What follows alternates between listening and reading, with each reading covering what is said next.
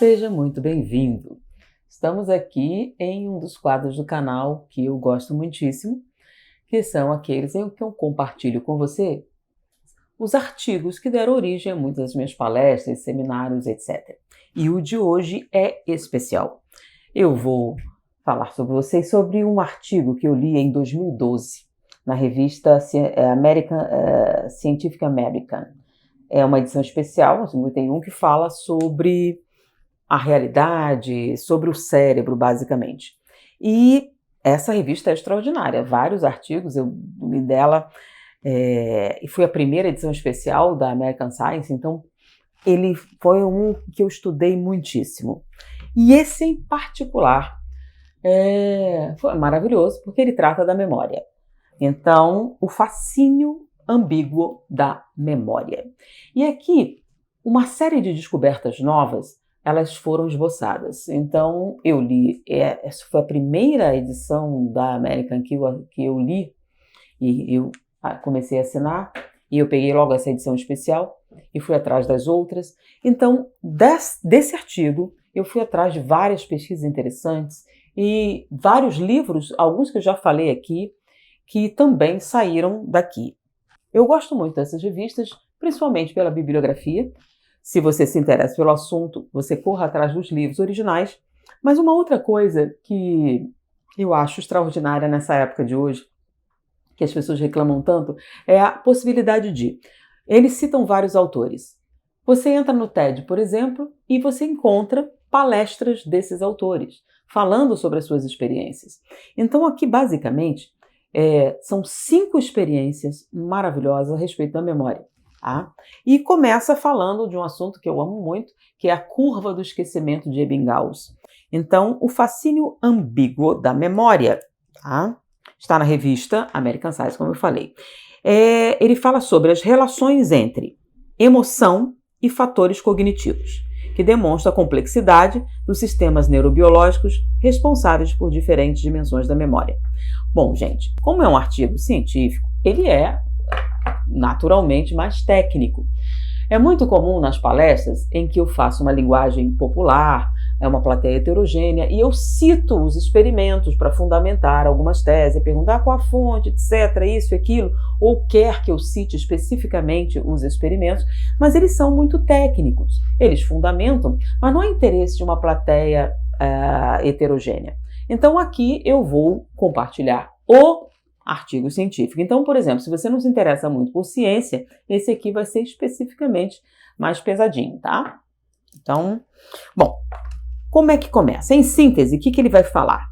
Ele vai falar sobre a memória, mas não... Eu já falei antes num outro artigo que fala sobre como ela se constrói em termos assim neurológicos, técnicos, biológicos.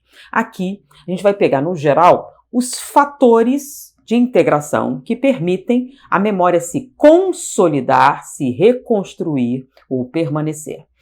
Eu já falei da curva do esquecimento de Ebbinghaus. Não foi a primeira pesquisa, e até hoje ela é válida, sobre como funciona. Ele queria saber como funciona o aprendizado. Porém, é muito complicado você analisar como o aprendizado funciona, porque existem múltiplos fatores que afetam isso. Então, entender é uma coisa. Memorizar é outra coisa. Você pode memorizar sem entender. Existe toda uma mecânica no assunto. E você pode entender. O que é que significa? Memorizar, você vai pegar coisas aleatórias e vai guardar no cérebro, ele tem essa capacidade. O entendimento já significa que você vai unir essas memórias a um processo de raciocínio que já faz parte de você. Isso a gente está falando em termos abstratos. A questão é que os pesquisadores queriam saber como isso acontece fisicamente. Então, Ebbinghaus fez um experimento da área da psicologia e ele estudou a curva do esquecimento. O que é a curva do esquecimento? Você decora alguma coisa, você memoriza uma informação. Quanto tempo essa informação dura? Tá? Como existem múltiplos fatores que interferem no aprendizado e ele queria um número exato, você precisa fazer um experimento que elimine o maior número de variáveis. O que Ebbinghaus fez? Ele pegou uma quantidade de sílabas aleatórias em volumes diferentes. Então, 50, 100, etc. Então, uma lista. E você deveria decorar essa lista, memorizar essa lista num determinado tempo. Então, por exemplo, para memorizar 50 palavras, quanto tempo você leva? Então, vou colocar aqui, você leva 1 hora para memorizar 50 sílabas aleatórias. O que significam sílabas aleatórias? É uma informação que não se liga a nada que você já tem anteriormente. Então, não é uma palavra, então ela não vai suscitar emoção, nem lembrança, nada. Sílabas, sons aleatórios e sem significado. Ou seja, não existe nenhuma ligação de natureza cognitiva ou emocional associada a essa experiência. Aí você decora aquilo e ele mede em quanto tempo essa memória permanece. Então, você memorizou, 1 hora depois, repita as palavras. Aí você repetia 2 e ele foi indo e percebeu, tá?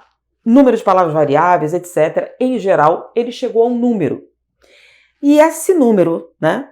Essa curva, essa sequência, chamada curva do esquecimento de Ebbinghaus. Por quê? Porque ela é constante. Então, o esquecimento obedece essas regras constantemente e você pode chegar a uma análise quantitativa. Tá? Essa curva vale para qualquer coisa? Em geral, sim. Porém, quando nós estamos tratando de uma memória específica, essa curva se modifica. Em que circunstâncias? Por exemplo, se eu repito, por exemplo, eu peguei aquela lista que eu memorizei. Se 24 horas depois eu repito, faço uma revisão, memorizo novamente, as coisas que eu esqueci serão reativadas, a curva se modifica. Porque é como se a cada repetição você fixasse mais a memória. Então, essa curva vai se achatando, até que a memória se torna permanente. Então, você tem uma memória temporária, você pode transformar essa memória temporária em permanente. Sim, memória aleatória, tá bom? Então, ele estudou isso. Então, a repetição é uma forma de você fixar qualquer tipo de memória. Porém, a curva do esquecimento se comportava de maneira diferente de acordo com as circunstâncias do aprendizado. Então, não é qualquer memória que vai seguir exatamente a curva de Ebbinghaus. Vamos lá. E que situações são essas das diferentes memórias? Então, o artigo começou a estudar, né, como essas memórias diferentes se comportavam e o que fazia essa variação. Então, por exemplo, a sílaba aleatória de Ebbinghaus, a repetição, faz isso. E as outras memórias, o que elas têm de diferente? Então, por exemplo, uma palavra, tá? Então, Ebbinghaus usou sons que não tinham significado. Mas quando você começa, então, a colocar palavras, por exemplo, uma lista de palavras aleatórias, não é um texto, então você não está precisando de entender algo. São palavras, mas são palavras que você conhece. Então, mãe, pai, polícia, estado, cadeira, dados, brinquedo. O que vai acontecer? Em geral, a sua memória vai se comportar como a da curva do esquecimento de Ebbinghaus. Porém, não será a mesma coisa. Por quê? Porque certas palavras que fizerem parte da sua lista, você vai lembrar mais firmemente. Por quê? Eles observaram isso e aí, posteriormente, com o desenvolvimento desses exames mais aprofundados, se verificou o seguinte: certas palavras, tá?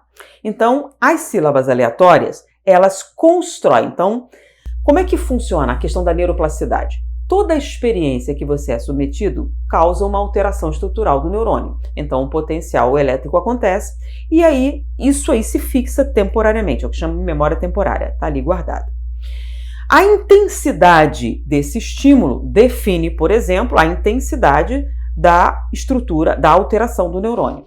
Como assim intensidade? Então, você está memorizando, você está usando só a visão, você está repetindo em voz alta, você está usando múltiplos sentidos. Então, quanto mais intensa a experiência relacionada à memória, maior a alteração do neurônio, ou seja, você aprofunda a experiência. A curva de Ebbinghaus vai acontecer, mas ela terá um pequeno achatamento. Então, a intensidade com que a memória foi desenvolvida define se a curva será mais ou menos acentuada. Bom, quando a gente usa palavras, o que eles perceberam? As sílabas aleatórias alteravam os neurônios relacionados à percepção daquela experiência. Então você tinha a sensibilização dos neurônios, se era uma coisa que você estava vendo, se estava ouvindo, tá? Porque até isso foi testado. E aí você tinha a área da memória onde você iria sensibilizar os neurônios. Ok. Quando se usa palavras, o que acontece? Essas palavras você já usou antes. Elas têm símbolos e signos. Símbolos. A palavra representa alguma coisa. E signos, ela tem um significado. Quando você fala de símbolos, estamos falando de informação, ou seja, cognição. Quando você fala de significado, estamos falando de emoção. É o que a palavra significa para você. Então, existem palavras que não significam nada para você, não causam nenhum tipo de resposta emocional. Mas existem outras palavras que ecoam na sua memória com experiências emocionais anteriores. Então, quando você escuta a palavra, mesmo que num contexto aleatório, então você escutou a palavra e esse neurônio foi sensibilizado. Mas, ao mesmo tempo que esse neurônio foi sensibilizado, um outro neurônio em outro local reage. Então, ao ouvir a palavra pai, há o que a gente chama de ressonância cognitiva. E é exatamente isso aqui. Você ouviu a palavra e ela ecoa em outro neurônio. Outro neurônio se agita quando essa palavra é pronunciada. Por quê? Porque essa palavra tem um significado para você ou simboliza alguma coisa para você. Então, não é um neurônio isolado. O que acontece? No meio das 100 palavras que você teve que decorar, tem 10 que tiveram essa ressonância. O que vai acontecer? Após 24 horas, você vai perder uma grande parte da memória. Essas palavras vão ficar. Você esquece as outras, essas ficam. Se você tiver, dentre as palavras, uma que tenha essa ressonância emocional e cognitiva, as outras apagam, essa fica. Ou seja, a fixação da memória tem outros fatores além da experiência sensorial. Então existe o aspecto cognitivo, existe o aspecto emocional e inclusive existe um aspecto biológico. Por exemplo, se essa palavra experiência evoca experiências físicas anteriores. Como assim?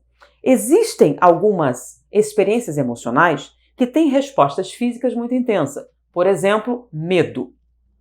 Então, uma memória, uma experiência emocional que tenha trazido o medo, porque o medo, mas o medo é uma emoção, sim, mas ele tem uma resposta orgânica. Você libera uma quantidade de substâncias e elas produzem efeitos celulares. Então, é uma questão sistêmica. Quando você tem esse experimento, existe uma estimulação vagal, por exemplo, que o vago está muito ligado a isso, e isso aumenta o nível de energia. Quando eu falo de energia, estou falando sobre o metabolismo celular. Então, você aumenta a energia no sistema e as alterações metabólicas do neurônio são mais intensas, o que permitem uma alteração estrutural, ou seja, esse neurônio muda permanentemente. O que é estrutural?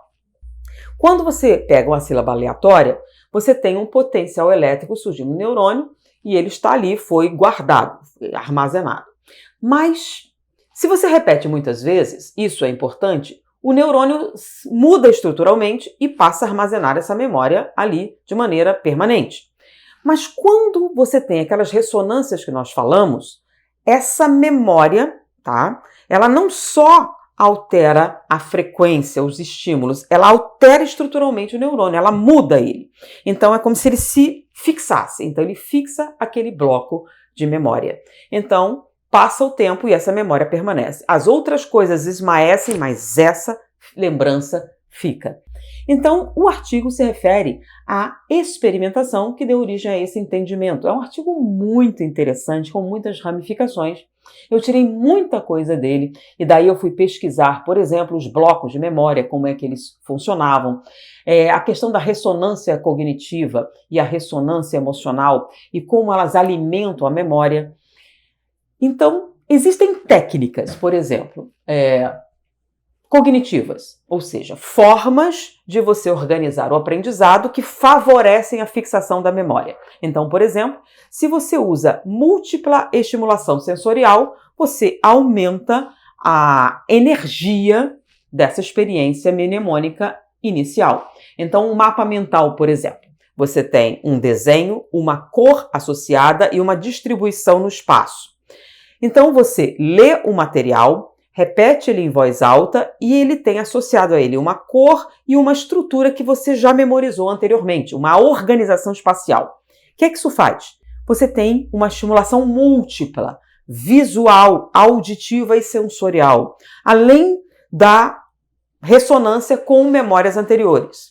O que é que vai acontecer? A energia que você dá a esse sistema é mais intensa e você altera a curva de Ebbinghaus e o esquecimento vai acontecer, mas ele vai se espaçar mais numa curva menos acentuada. Então, o que é que significa? Você não alterou a curva do esquecimento, você alterou a curva do aprendizado. Então, determinadas memórias se fixam melhor do que outras memórias. Bom, isso é um aspecto. Então, você está usando o que a gente chama de ressonância cognitiva para tornar essa memória mais eficiente. Passo número 1. Passo número 2.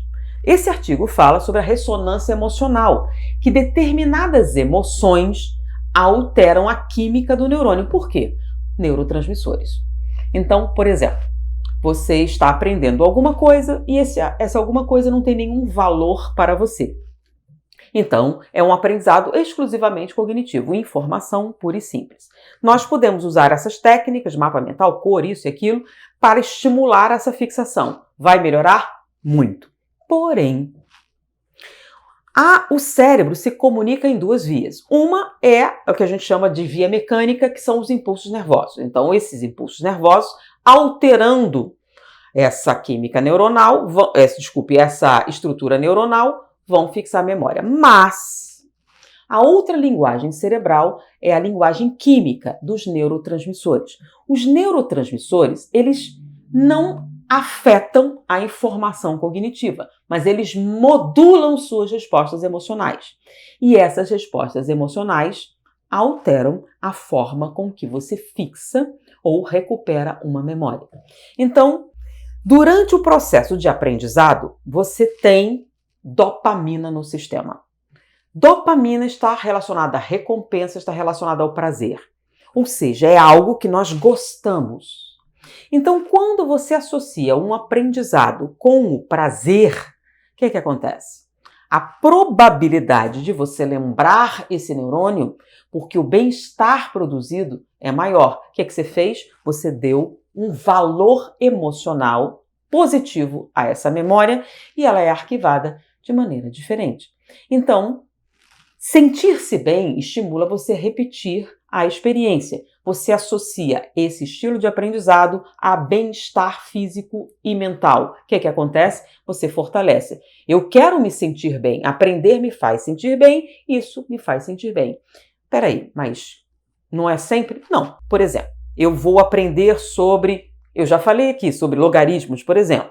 Eu faço um mapa mental com todas as técnicas e eu associo a esse mapa mental experiências emocionais para mim que tenham ligação com aquilo. Peraí, como por exemplo, logaritmo. O criador do logaritmo foi contemporâneo de Shakespeare. Eu gosto de teatro, gosto de Shakespeare. Sonho de uma Noite de Verão foi onde eu conheci minha esposa. Tem nada a ver com logaritmo? Não. Em termos cognitivos, não. Mas em termos emocionais, sim. Então, eu acabei de ligar logaritmos a Shakespeare. Isso não faz sentido. Pode não intelectual, mas emocionalmente, experimentalmente e estruturalmente, no nível neuronal, faz sentido. Então, quando eu associo o logaritmo com Shakespeare, eu vou me lembrar do logaritmo. Pode ser que eu esqueça um monte de outras coisas, mas logaritmo eu vou lembrar justamente por quê? Porque Shakespeare, para mim, é inesquecível, me traz experiências. Isso é um exemplo. Então, quando você faz o seu mapa mental de estudos, por exemplo, entendendo o que esse artigo se propõe, você pode usar isso a seu favor. Uma vez que você entende como a memória se consolida, como ela funciona, você vai construir seus estudos, por exemplo, dentro desses padrões para favorecer o seu rendimento. E esse artigo tem ramificações incríveis. Eu poderia fazer um seminário só sobre ele, falando vários detalhes, mas a proposta é eu dividir com vocês algumas das informações aqui. Deixa eu mostrar um pouquinho do que se fala aqui, tá? Ele fala sobre a psicobiologia, que eu já falei, falando a análise de Ebbinghaus, o papel da amígdala e do hipocampo. A amígdala, lembra do medo, dos padrões, repetições. E ele fala principalmente, por exemplo, da fidelidade e da infidelidade da memória. Ou seja, a memória pode ser alterada, qualquer memória, não, aquelas memórias cuja ancoragem é unicamente de natureza emocional. Quando você faz, por exemplo, uma terapia de ressignificação e altera a emoção associada a ela pode perder aquela nitidez que tinha anteriormente e, se são memórias dolorosas, você pode distorcer um pouco, porque toda vez que você vai visitar aquela memória, você tem esse desprazer. Você ressignificou, já não tem aquele medo intenso ligado a ela pode ser um pouco distorcida. Então, quando você disse anteriormente, você descreveu de uma maneira. Agora, você mudou isso. O que aconteceu? Ela deixou de existir? Não. Digamos que estivesse associada a uma experiência muito dolorosa, você já não consegue ver o rosto do seu algoz. Ou o tempo que foi muito nítido no passado, agora perdeu o sentido. Você não sabe mais quanto tempo aquela experiência durou. Antes, você poderia precisar cada minuto dela e agora perdeu a nitidez. O tempo ficou distorcido. A memória não é mais a mesma. E assim, ela não está mais, perdeu consistência. Então não é que ela foi destruída, é que o que dava suporte emocional a ela era uma emoção, essa emoção foi ressignificada durante uma terapia, então não está mais alimentando aquele circuito específico de memória. Como aquele circuito específico de memória não tem um uso no seu dia a dia, não é alguma coisa que acrescente nenhum tipo de ferramenta cognitiva para você de nenhum tipo, ela estava fixa, nítida e era até prejudicial porque havia um grande componente emocional alimentando essa memória. E esse estudo com relação a essas alterações permitiu que alguns processos terapêuticos estejam em desenvolvimento para dessensibilizar a memória. Porque finalmente eles entenderam por que certas terapias, por exemplo, ver uma ótica diferente, alteram as suas lembranças. Sim, alteram a lembrança, por quê? Porque uma das coisas que alimenta a memória é a emoção. Então esse artigo, ele tem só 3 páginas, mas cada uma delas tem ramificações monstruosas no entendimento. E a biografia é maravilhosa. Então aqui, Em Busca da Memória, O Nascimento de uma Nova Ciência da Mente, de Eric Kandel. É um livro maravilhoso. Eu vou colocar na biblioteca de vocês também, mas talvez não. Vem cá. Quantas pessoas me pedem artigos? Esse aqui é muito específico, é mais para pessoas interessadas na área.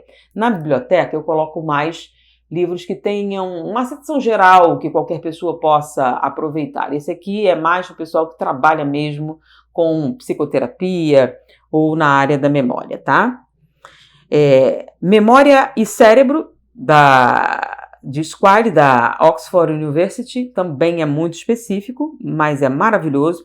Então, desse artigo aqui, foram várias ramificações muito interessantes para você aprofundar isso. Então, ele te dá uma visão geral para você. Como a American Science ela é mais técnica, existe uma versão desse artigo que saiu na Mente e Cérebro, que foi mais suavizado, e eu acho que ele foi reproduzido, inclusive, na Super Interessante, se não me engano, que é uma versão desse artigo, com uma linguagem menos técnica, mais fácil. Mas esse aqui, se você tem interesse em entender como a memória funciona, se você tem algum conhecimento na área, esse artigo vai lhe satisfazer, como fez para mim, e foi fonte de profundas meditações. Então, o artigo que eu dividi com vocês hoje é O Fascínio Ambíguo da Memória. Super interessante. Desculpe. American Science. Espero ter sido útil para você e estou especificando as fontes. Anete, você vai falar cada detalhe? Bom, gente, se você tem interesse que eu aprofunde esse tipo de material, sendo mais técnica, falando mais sobre o cérebro, mais sobre bioquímica, mais sobre neurologia, por exemplo, você tem interesse?